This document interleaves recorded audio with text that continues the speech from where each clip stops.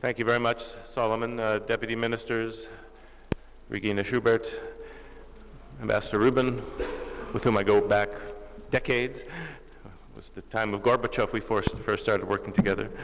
Other ambassadors, excellencies, ladies and gentlemen, good morning. It's a great pleasure to be here, and let me start by thanking the Atlantic Club of Bulgaria for organizing this event and for inviting me back to speak.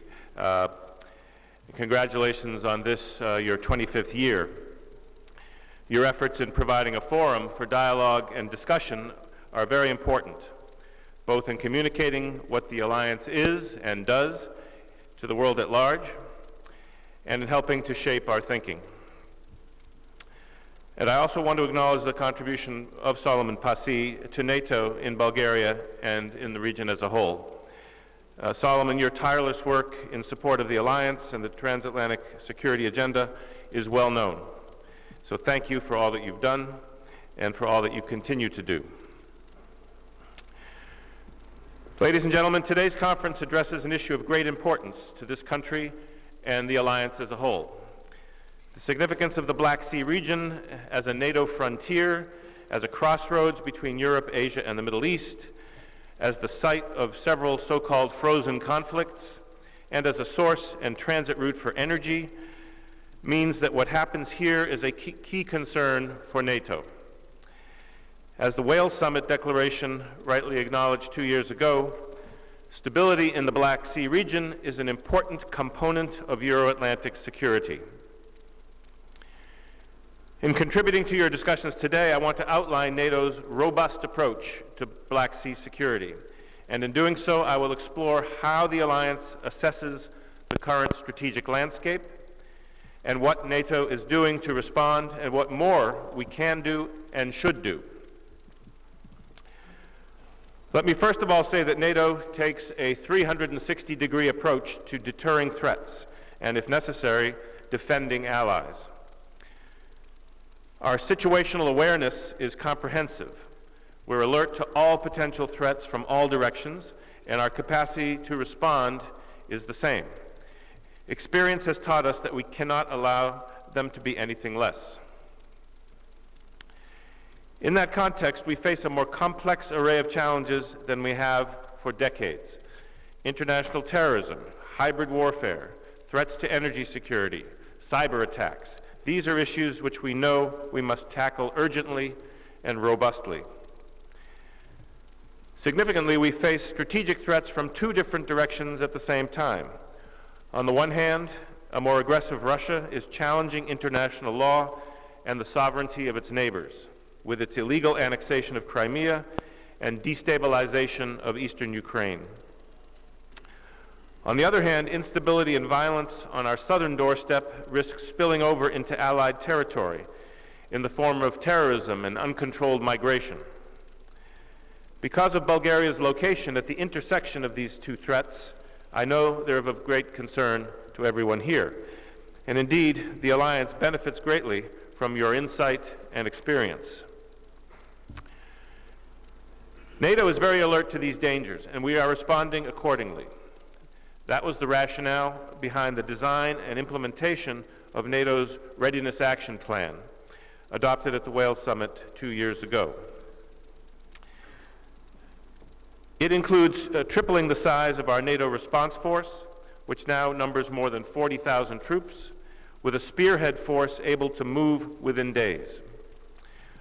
We've also set up a chain of small headquarters, including one here in Sofia, to support planning, training, and, if needed, reinforcements. And we're taking further steps. In February of this year, NATO defense ministers agreed in principle that an increased capacity for rapid reinforcement is important, but it's not enough.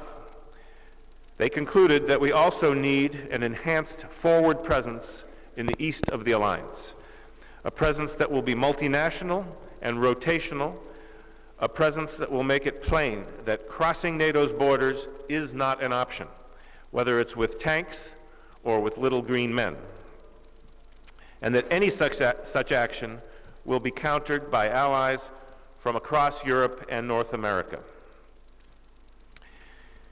At the same time, in an extremely welcome move, the United States, as you know, has announced that it will enhance its own military presence in Europe in support of the alliance. The United States is planning to quadruple its European Reassurance Initiative to $3.4 billion in 2017, a very significant boost for European security. This will mean more troops, more exercises, and more forward-positioned equipment and infrastructure.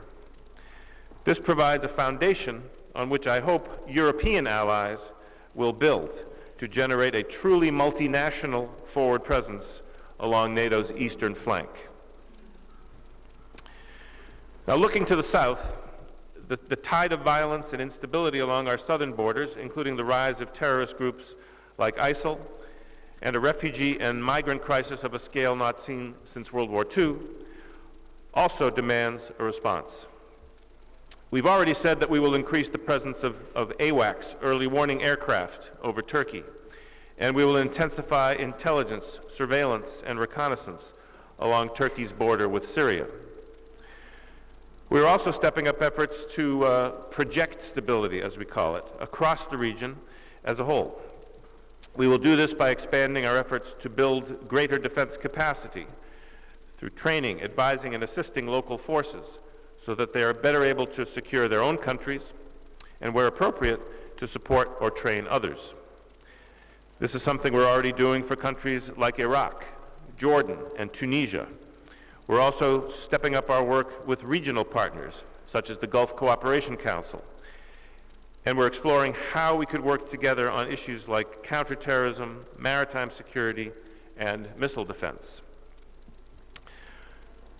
Now, both of these challenges, a more assertive Russia and instability in the Middle East and North Africa, will be very high on the agenda at the NATO summit in Warsaw in July.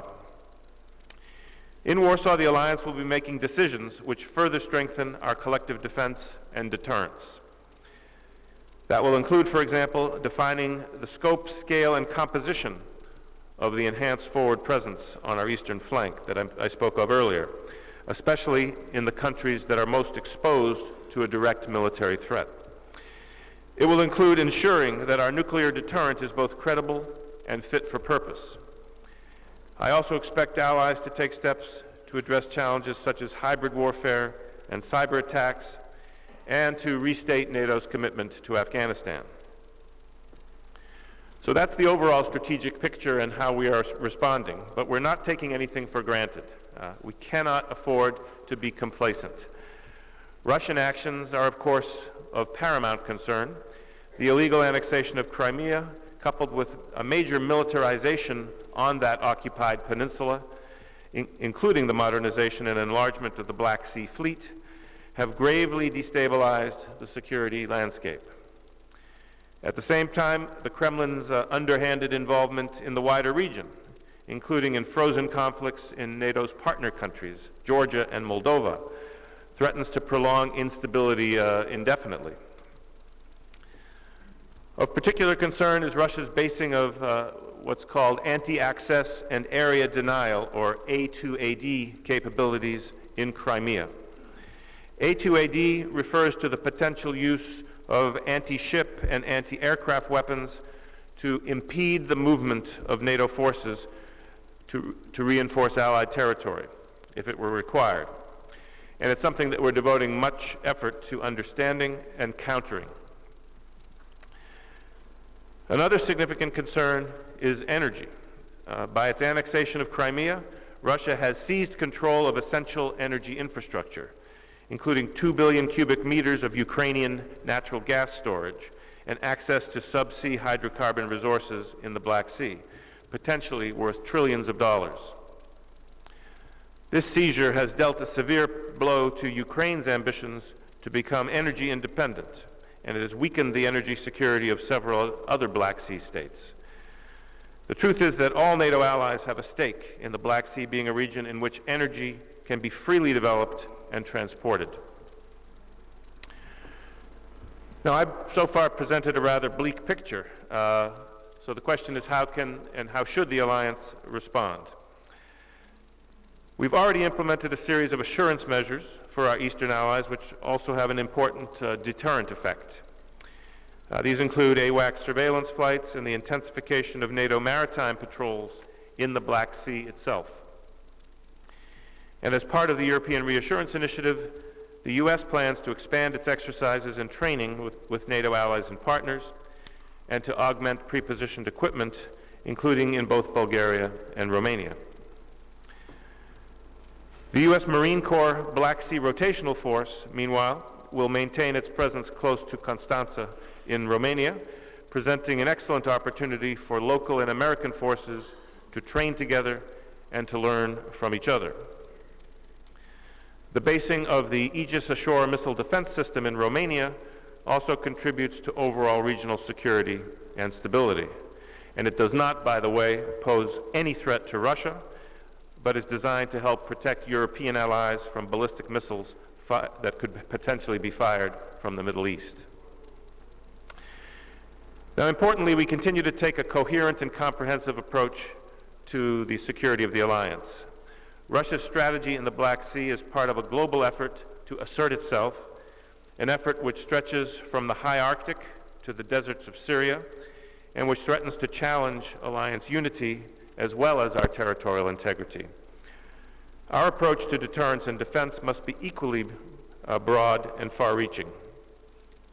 To limit ourselves to a series of regional responses would arguably play into Russia's hands. So as part of that comprehensive approach, NATO continues to provide support to our partners in the region, in particular Ukraine and Georgia, both of whom continue to face significant pressure from Russia. The alliance is engaged with both countries through a series of partnership instruments, and we're helping where we can to bolster their political independence and territorial integrity. For example, we're working closely with the Ukrainian military to strengthen maritime and airspace security. As part of a wide range of measures included in the substantial NATO-Georgia package, we're supporting better coordination between the Georgian Ministries of Interior and Defense in order to strengthen the capacity of the Georgian Coast Guard. We'll continue to counter Russia's false communications narrative, part of which claims that it's NATO and not Russia that is to blame for military escalation in the region. At the same time, as open societies, we must resist efforts to divide and weaken us through the use of propaganda. Our message is clear, and we will keep saying it, that NATO is a defensive alliance. We do not seek confrontation with Russia, nor do we seek a new Cold War. But we cannot allow Russia to simply dismiss the principles on which the European security system was founded. To do so would betray our values and only encourage Russia to risk further aggression.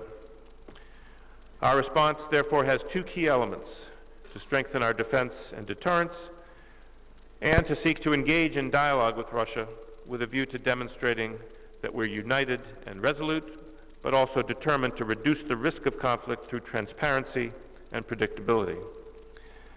That was the message we conveyed yesterday at the meeting of the NATO-Russia Council. That combination of strength and dialogue is the best way, I believe, to bring Russia back into compliance with Helsinki principles and with international law. So that's some of what NATO is already doing to respond to the strategic picture that we face, but clearly the seriousness of the security situation requires us to look at new ways of maintaining peace and stability in the region. Now, key to this is the commitment of allies to meet the defense investment pledge that they made in Wales, to first of all stop the cuts in defense budgets and gradually increase defense spending to the NATO goal of 2% of GDP within a decade. And in this regard, I welcome the recent announcement by the Bulgarian government that it will spend more than 2 billion leva to increase and modernize the country's air and naval assets. Along with spending more money on defense, allies need to ensure the highest levels of interoperability, the ability of militaries to cooperate against common threats, which is both a technical and a political challenge. Interoperability is an essential consideration for governments buying new equipment and military platforms. Cooperation between allies, especially between our Black Sea allies, Bulgaria, Romania, Turkey, and also involving the United States, will be key to the security challenges that we face.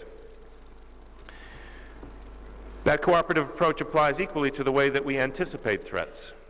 The alliance is good at sharing intelligence and situational awareness, but we can do much better in this field. The further deployment of intelligence, surveillance, reconnaissance capabilities, for example, would help us to see threats coming sooner and to help us regain the strategic initiative. So we need to consider a more persistent NATO military presence in the region with a particular focus on our maritime capabilities.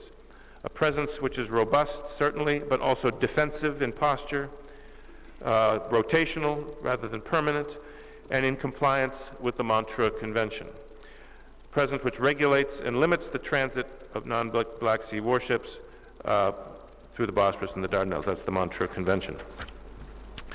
As an alliance, we also need to get better at thinking about energy and how it impacts the strategic landscape. This is a capability I'm pleased to say we're already developing, but there's more to do. We need to anticipate risks and build resilience into our energy systems. And in that regard, better interconnectedness of natural gas networks in southeastern Europe would be a great boon. The gas interconnector plan between Greece and Bulgaria, for example, would improve the security of energy imports and reduce dependence on Russian supplies. Now, the final thing that we must do is to maintain our strong and open societies through our commitment to democracy, human rights, and the rule of law. Ultimately, it's our principles, not our military might, that make our societies strong and resilient. And it's those principles which are the surest guarantee that we have that in any confrontation with militarism and adventurism, we will be the ones that always win out. So, ladies and gentlemen, I and my colleagues at NATO are well aware of the security challenges faced by those here in the Black Sea region. We don't underestimate their complexity, nor the effort that will be required to resolve them. But the alliance is resolute in its determination to support NATO allies and partners and to work for long-term peace and stability in the region. Looking forward to the Warsaw Summit, we'll continue to explore all avenues to achieve that goal, including bolstering our defensive military posture and presence. It's essential above all that we invest in collective defense now, allies and the alliance together, and I urge this country, along with all NATO member states, to do exactly that.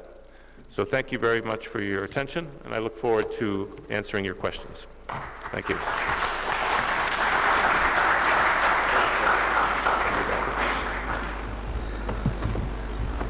Заместник генералният секретар на НАТО беше така любезен да се съгласи да отговори на няколко въпроса в рамките на много.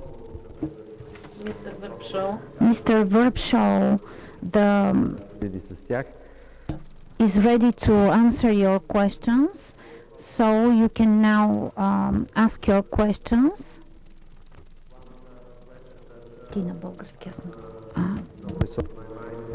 This is the enlargement of NATO.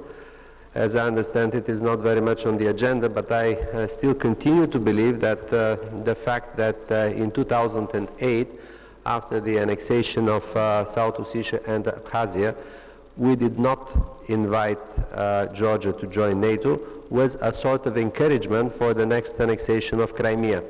So I still believe that inviting Georgia to NATO is important, but there are also other countries here in the Black Sea Balkan region for which we have to encourage. And from our Bulgarian perspective, I would say that the most urgent thing is to encourage our neighbor Serbia to get closer to NATO. Въпроси от публиката? Do you have any questions? You have this unique chance to ask some questions of the to the Deputy General Secretary of NATO. You're welcome.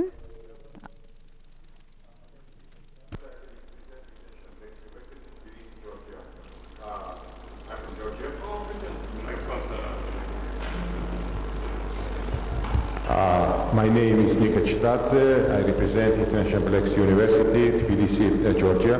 Mr. Deputy Secretary General, thank you very much. So interesting. speech and support for partner countries like Georgia, Ukraine, and other post-Soviet countries.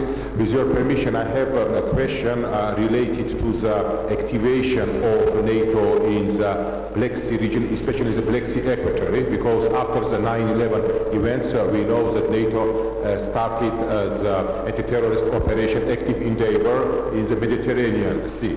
Taking into consideration the current realities, I mean activation of Russia in the Black Sea region, of illegal occupation of Abkhazia in 2008, and occupation of Crimea and other threats related to the terrorists, is it any plan of the enlargement of the NATO's activity in the Black Sea equatorial and implement the similar operation, anti-terrorist operation in the Black Sea equatorial, and somehow by this way to continue its effort, anti-terrorist efforts in the Sea equatorial? Thank you very much. Thank you. Other questions from the region? Moldova? Here you are. Please identify yourselves. Hello, thank you very much for the very nice speech. My name is Victoria Bucataru and I'm from the Foreign Policy Association from Moldova. I noticed that you have paid a lot of attention to the eastern region, but taking into account that Moldova is a bit specific in terms of security because we declared our neutrality, I would like to ask you, how do you see the cooperation in the future with Moldova, but also maybe you can see a cooperation more in deep between Romania and Moldova, taking into account the cultural, but also the neighborhood. Thank you. Moldova is another good candidate for membership in NATO. Someone else from the region? Okay, let's not talk about Transnistria at this moment, but Moldova is a hero. I'll take those questions and then hopefully you'll come up with a few more. Well, first of all, Solomon, let me respond to your comment about enlargement. It's not the number one issue at this summit, but it actually is going to be very much in the spotlight because we'll be welcoming Montenegro as the 29th member. Hopefully next month, in fact, the accession protocol will be signed by our foreign ministers, and so there'll still be a ratification process, but Montenegro will join the other 28 at the table as an invitee at the Warsaw Summit. So our open door policy continues,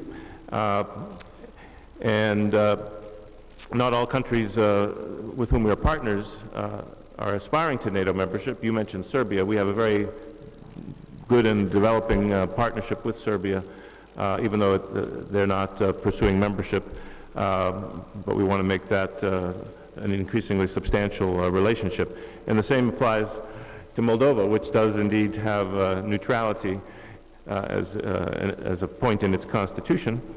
But we've been stepping up our engagement with Moldova in recent years. In fact, Moldova is one of the first recipients of defense capacity building support under the initiative adopted at the Wales Summit. And we're trying to help Moldova, which has still very, very limited investment in its armed forces, to establish the basic structures and basic documents, and to begin to build a more Western-style military in the coming years. The political situation there does perhaps slow us down, but we're certainly committed to helping Moldova as much as they would like. And of course, they've become helpful to NATO by sending some troops to our continuing mission in Kosovo, so they're showing their good international citizenship in that respect. Now on the Black Sea, the question from the colleague from Georgia. We have already increased the presence of NATO naval forces in the Black Sea on a rotational basis since the illegal annexation of Crimea, and I expect that will continue. I think there's also some very valuable discussions underway among the allies who live on the Black Sea, Romania, Bulgaria, and Turkey, about possibly more closely integrating their naval forces and operations in the Black Sea, which could become a basis for nations outside the Black Sea, including the United States, but maybe other allies, to have a more systematic approach to maintaining presence in the Black Sea and thereby bolstering our overall deterrent posture. Whether this would be an extension of Operation Active Endeavor is a separate issue. That operation, in fact, is being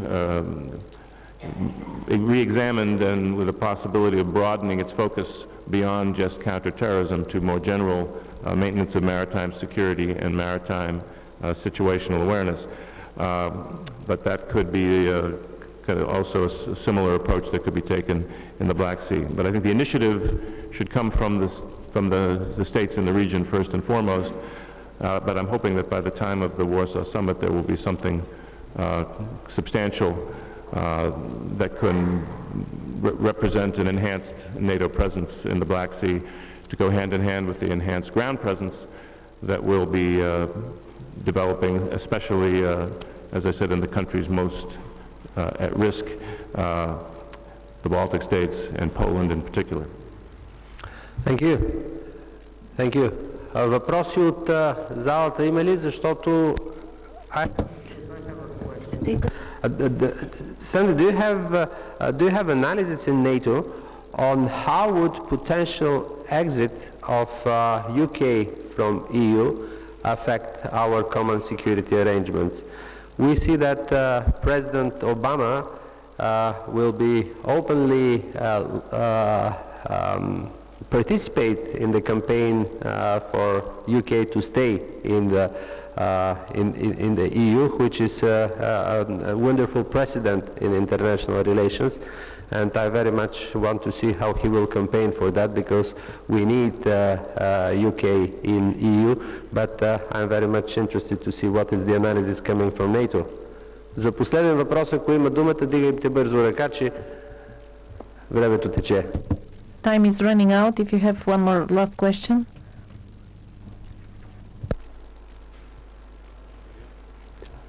Не се виждат. I don't see any hands raised. You're going to send messages over Twitter and Facebook later on, but it is too late. Okay. Can you please pass the microphone? I can't see well because the spotlights are I'm representing in West Macedonia, the Macedonian embassy in Bulgaria. Question, what is the NATO vision for the Republic of Macedonia? We have been fulfilling all the criteria in the past years. We have been prevented on the Bucharest Summit 2008 to become a member. What is the vision of NATO for the Republic of Macedonia? Thank you. Ако има въпроси, силно If there are more questions, please raise your hand and wave it, because I have the lights are shining straight into my eyes and I cannot see. Vershbow, I'm a reporter for Reuters, and I would like to ask you, what do you think has been achieved at the meeting yesterday at the summit with Russia?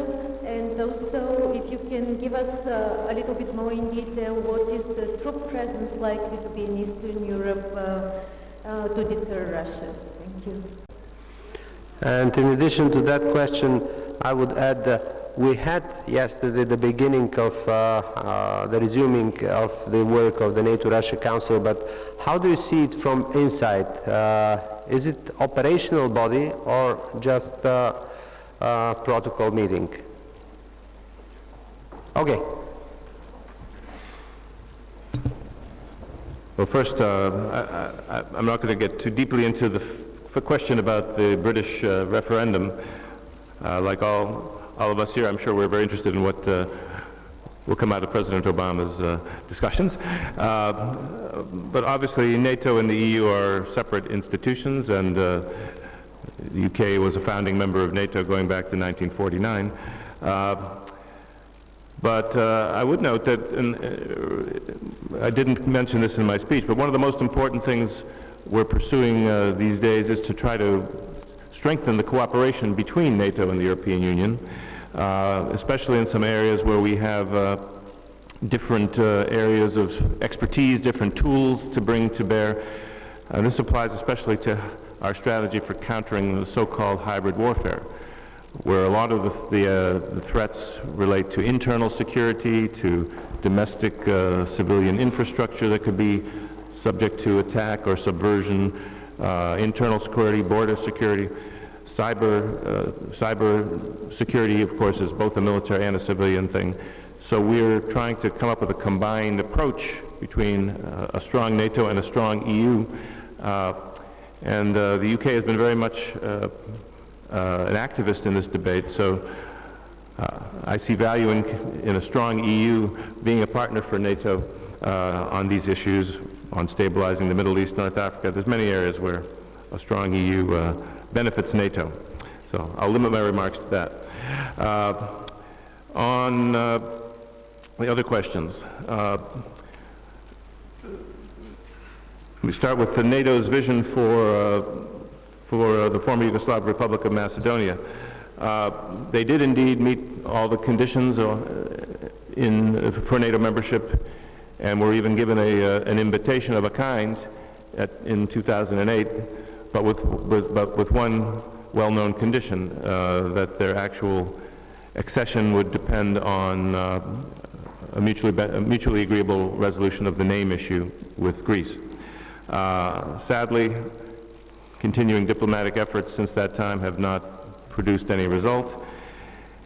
And now, of course, allies are very worried about a deteriorating internal political situation in Skopje as a result of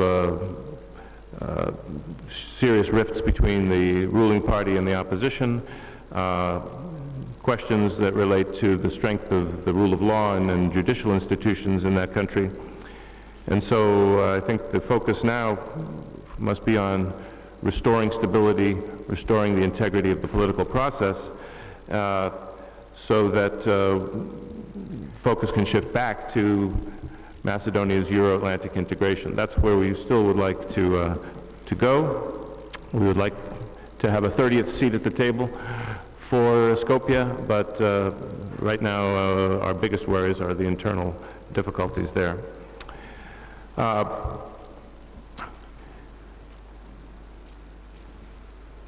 The NATO-Russia Council meeting. We were not expecting any concrete results, but it was important to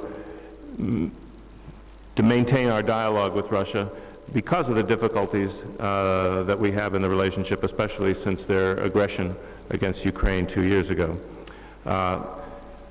At that time, we made very clear that we were suspending our practical cooperation with Russia, and that remains our policy, but that we were keeping diplomatic channels open. And we've had discussions with the foreign minister. I see the Russian ambassador regularly, but this was the first opportunity in a long time for the alliance collectively to engage with the Russian ambassador on the key issues that are most difficult in our relationship, which is the situation in and around Ukraine, and the problems of military activities that increase the risk of tension and even accidental conflict, and which call for reintroduction of more predictability and transparency into our relationship. We also discussed one issue which is still of shared interest, which is the security situation in Afghanistan. But the bulk of the discussion was on the first two subjects, and I think it was a useful opportunity to convey NATO's unity and resolve. I think the Russians have often counted on cracks in the foundation of NATO unity, that the sanctions might not be extended as they have been each time that's been posed for decision in the European Union and in Washington. And I think this meeting was useful in reminding the Russians that their whole narrative about Ukraine is simply not believed by NATO, starting with the Russians' claim that it's a civil war and that they have nothing to do with what's going on in the Donbass, which is patently absurd if one looks at not just intelligence, but at all the open source information that shows that the Russians have substantial military presence, that they've armed these so-called separatists with advanced Russian weaponry that is not seen in the Ukrainian inventory. So unless the separatists have a very good mail order source from Amazon.com, it's clear that they're getting their weapons from Russia. The whole thing is financed, directed, commanded by Russia. So Russia bears the responsibility for the full implementation of the Minsk agreements, which is the only way out of the impasse in eastern Ukraine, and basically the first test of Russians' readiness to come back into compliance with international law. So, our positions were clarified, but clearly there's a very, very wide gap. And equally disappointing was the Russians' rejection of very pragmatic proposals by NATO to strengthen arms control and confidence building regimes, including under the OSCE auspices, to provide more predictability. Right now, Russia basically exploits every loophole in those agreements, which require advanced notification of large exercises and require observation of large exercises. Russia has basically never hosted a single observation of a large exercise, and lately it uses what was supposed to be a special exception as a routine practice to have large exercises with 80,000 to 100,000 troops without any notification, which doesn't contribute to stability and predictability. So there too, a wide gulf between allies and Russia. But we will continue to pursue the dialogue in the future. Well, thank you. Thank you, Sandy. We very much hope that the final communique from the Warsaw Summit will have a small text saying that there will be a Black Sea naval stronger presence of NATO in Bulgaria. So this is something that we shall be happy to see, and I'm also happy to mention the presence in this room of Ambassador Naidenov, who is our ambassador to NATO, and this is possibly one of the busiest periods for Bulgarian diplomatic presence in NATO. So thank you very much, Ambassador, for your fine job.